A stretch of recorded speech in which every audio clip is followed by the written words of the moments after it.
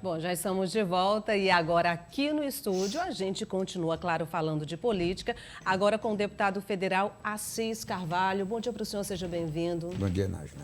Bom, amanhã acontece aqui em Teresina a posse do diretor estadual do Partido dos Trabalhadores. Um momento importante, eu acredito, para o senhor, não é? Com certeza. Eu fui reconduzido à condição de presidente do partido e, graças a Deus, do Congresso tive a unanimidade do voto dos 300 delegados e delegadas. Isso aumenta a nossa responsabilidade. Além da condição de presidente, também vamos estar empossando todo o diretório, cujo diretório tem a função de conduzir o processo eleitoral agora de 2020. Então, nós precisamos fazer todo um planejamento, temos que fazer vários encontros para que a gente possa, se Deus quiser, ter um bom debate em 2020. Eu tinha ouvido, inclusive, conversas, não sei se, acredito que não é verdade, que inclusive existe a possibilidade do ex-presidente Lula estar presente no diretório, mas não, nessa posse. Não, ele não estará. Claro que nós convidamos, mas ele não teria como vir. Ele tem uma agenda prevista para cá, para o primeiro trimestre de 2020, possivelmente segunda quinzena de janeiro ou fevereiro, mas ainda a confirmar. Falando ainda no ex-presidente Lula, o senhor, assim como o governador Wellington Dias, esteve presente, estão presentes sempre, né? Mas no momento em que ele saiu da prisão, vocês estavam ali perto, dando apoio, enfim. Como é que está hoje o ex-presidente Lula, não só após essa decisão, mas no momento em que ele pôde não só reencontrar a família, os amigos, mas ver de perto a situação do nosso país hoje?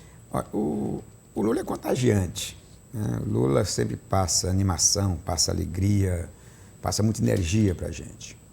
O Lula ficou 580 dias numa prisão, solitária praticamente, uma solitária, recebendo as visitas, mas numa situação muito dolorosa, uma prisão política, sem provas, uma prisão que foi feita para tirá-lo da condição de candidato a presidente de 2018, que se fosse candidato teria ganhado as eleições.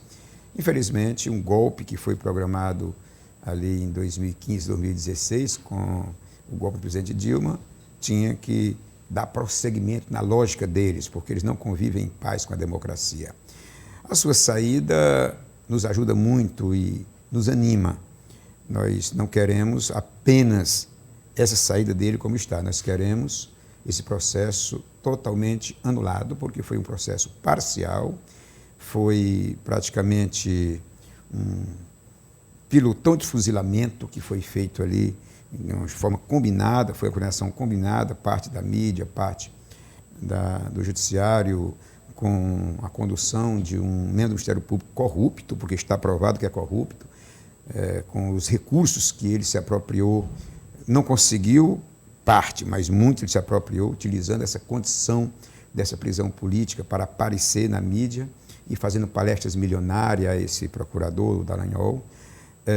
Tentou fazer um fundo eleitoral para provocar decisões políticas de 2,5 bilhões de reais diante de um processo que os Estados Unidos fraudado, onde eles combinaram perder a ação para os Estados Unidos repassar parte desses recursos para uma ONG sob a sua coordenação. Então, é um escândalo. Nós estamos vendo no Brasil, eu não imaginava que a nossa democracia permitisse, o que mostra que a nossa democracia é ainda muito frágil. Nós temos que abraçar a democracia, porque quando falta democracia, a gente precisa de mais democracia. Então, é isso que nós temos que fazer, fortalecer as instituições, mas afastar a parte podre do Ministério Público e de parte do Judiciário, que foi coordenado ali pelo político de toga, o Moro, que, está claro, fez a prisão de forma combinada para poder derrotar o seu concorrente, para depois assumir o ministério. Então, é uma situação muito escandalosa. E o Lula nos traz essa alegria, essa animação, de, com toda a dificuldade, não baixou a cabeça, está discutindo conosco e nos ajudando a restabelecer a democracia no nosso país. Embora o Congresso, falando ainda de presença em segunda instância, embora o Congresso e parte dos deputados em especial tentem derrubar, não é?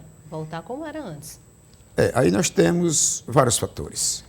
A primeira é que o Comitê do Ódio, né, o Gabinete do Ódio, como a Joyce Hasselmann denunciou, Foi ontem que ela esteve na Esteve Câmara. antes de ontem. Passa 24 horas incentivando ódio, né, tentando rasgar a Constituição brasileira. Não é novidade nenhuma. O direito da ampla defesa assegurado na Constituição brasileira, na Constituição de 88, no seu artigo 5º, é cláusula pétrea. Para que possa ser alterado isso, eles precisam convocar uma nova Constituição e fazer uma nova Constituição. O que quer fazer uma Constituição totalitária, autoritária, convoca a Constituinte. Pode até acontecer, se for a vontade soberana do povo deste país. Esse jeitinho que estão tentando fazer, eu não acredito que aconteça. Mas ainda que venha a acontecer, seria um escândalo se uma lei retroagisse para prejudicar as pessoas. Então, acredito que hoje a principal intenção é prejudicar o ex-presidente. 100%, não tem outra. Hoje o ódio que tem no país vem em função do Lula. Porque o Lula é um líder como Martin Luther King, como Mandela, como Gandhi, tantas outras lideranças que foram perseguidas por fazer uma opção pelos pobres, por fazer uma opção pelos excluídos. Agora, o que eu quero dizer é que mesmo que isso venha a acontecer, né, ainda que eles rasguem a Constituição e façam essa mudança, que eu acredito que não se consiga fazer, porque são 308 votos, quórum qualificado nas duas casas. Então, ainda que venha a acontecer, eu quero lhe dizer que seria inédito a lei retroagir para prejudicar o cidadão, o que não é o normal. Nem que venha a acontecer, ela é daqui para frente. Não poderia mais pegar o Lula. O Lula, nesse caso, seria o cúmulo do cúmulo, né? Há só muito desespero e muito desrespeito à Constituição se isso acontecesse pela primeira vez no país. Então, o que eu quero dizer é que eu não acredito que eles passem no plenário essa posição, mas ainda que passe, eu não acredito que o STF permita que ela venha retroagir para prejudicar o cidadão sem provas, não tem nada até hoje, eles nunca conseguiram declarar uma única prova contra o presidente Lula. O senhor falou agora na questão do ódio. De fato, o país ele está dividido. O senhor, como um político experiente, não só aqui a nível Piauí, mas nacionalmente falando, o senhor chegou em algum momento a imaginar que a gente poderia viver o que estamos vivendo hoje, essa divisão? Até porque, mesmo com Bolsonaro sendo candidato, ninguém esperava que ele fosse eleito. É verdade. Eu posso dizer que me surpreendeu o quanto tinha, assim, um ódio acumulado em tantos corações. Uma disputa eleitoral é normal, você ganha, você perde, não é o processo. O problema é que nós estamos há mais de um ano do resultado das eleições e parece que estamos num palanque político. Aqueles que venceram as eleições com fake news, com fraudes, tudo, mas eles continuam no palanque porque não tem um projeto para o país. Eles vivem 24 horas emitindo fakes, fazendo absurdos, mentindo para a sociedade, em função, naturalmente, do Lula. Eles falam de cada 10 palavras, 9 falam do Lula, porque não tem nada para o país, não tem nada para apresentar para a nação. E quando apresentam, é isso que a gente está vendo aí, tirando direito da classe trabalhadora, arrasando com a economia. Não fosse os 360 bilhões de dólares das reservas cambiais que o presidente Lula e a presidente Dilma deixaram nesse país, o país já estava no fundo do poço. E já começa. Carne pelas nuvens, né? Aí fazer o Natal com ovo para a classe mais pobre, o gás, a gasolina, e entregando todo o nosso patrimônio. Agora mesmo está ameaçando entregar o Banco do Brasil, uma empresa da época, digamos assim, da época do Império, chegou aqui com João VI, e hoje a gente vê esse absurdo onde eles anunciam, depois dizem que não é bem assim, aí o outro diz que tem que privatizar.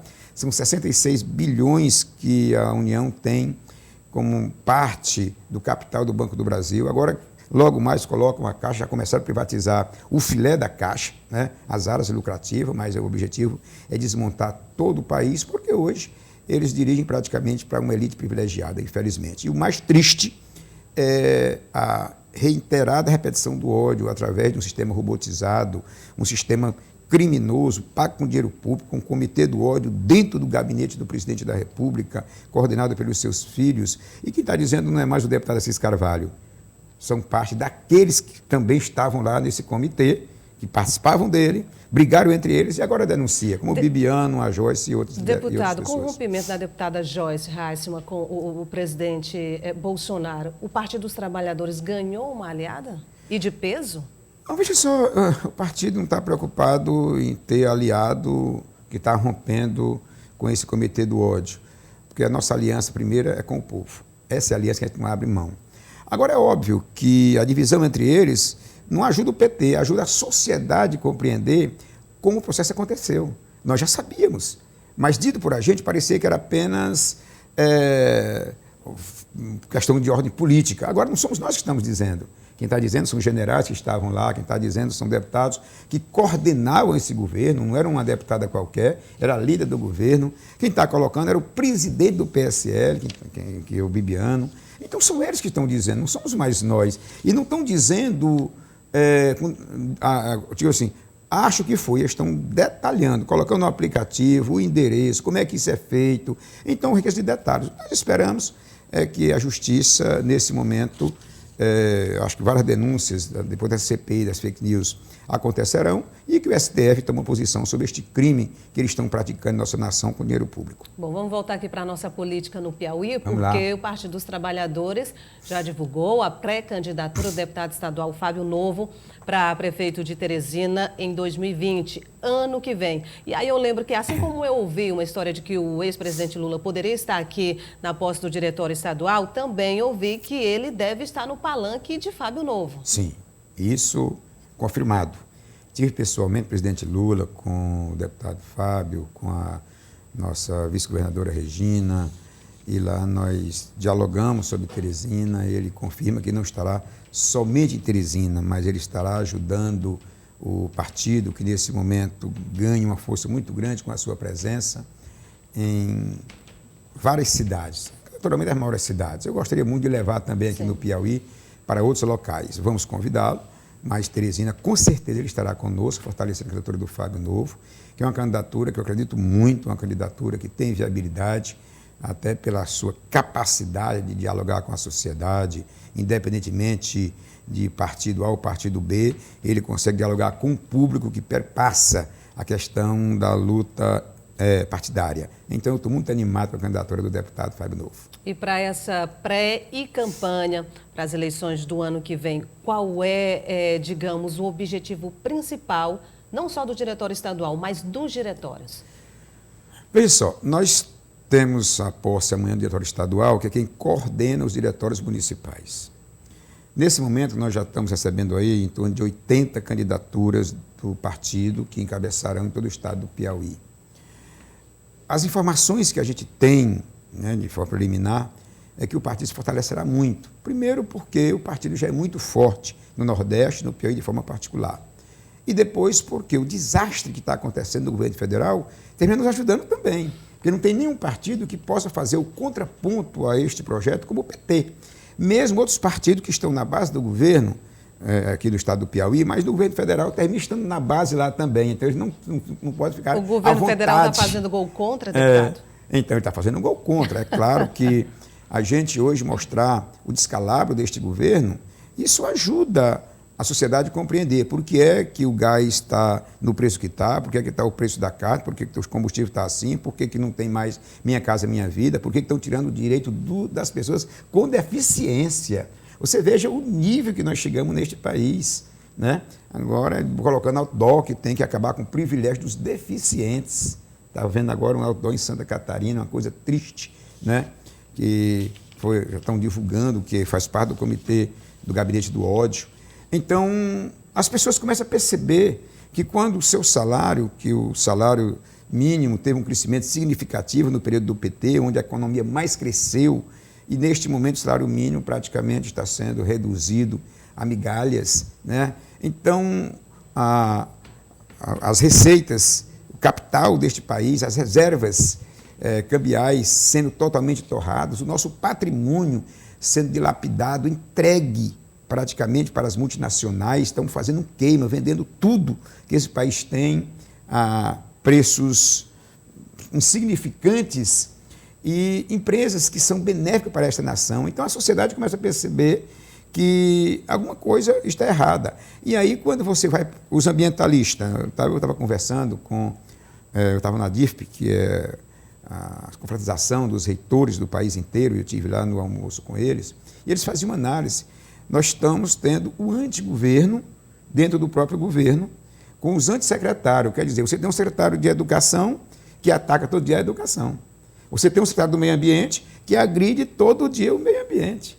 Você tem alguém que é dedicado para a Fundação Palmares para agredir os negros.